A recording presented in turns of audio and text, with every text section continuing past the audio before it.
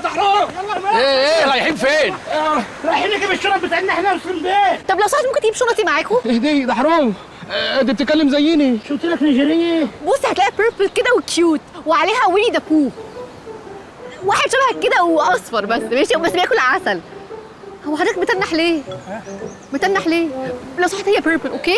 يظهر ان فيه لغز لازم نحله عشان نجيب شنطي. بتقول لك بريلي يا حمار، يعني استرجل بتشجعك. ايوه هو حضرتك يور سو كريزي. الله يخليكي. انت كريزي على حته الجاتوه وعايزه تاكلي اكل. يلا بينا. لو سمحتوا بس بعد اذنكم، لو لقيتوا الشنط بتاعتي هناك هاتوها لي معاكم، معايا كاميرا رجليا زي ما انت شايف. وانا كمان شنطتي معاكم.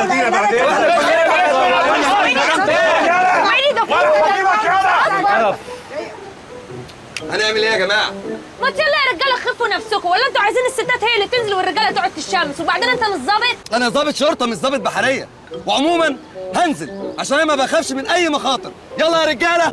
حاضر يلا يا رجاله. خلي بالكم من هانم والنبي، طول ما انتوا بتلعبوها مش هتعض حد. ما تخافش. يلا ايمن مع الرجاله. يلا هتجيب لنا الشنط. لا عشان لو حصل لهم حاجه في الميه يبقى في معاكم راجل.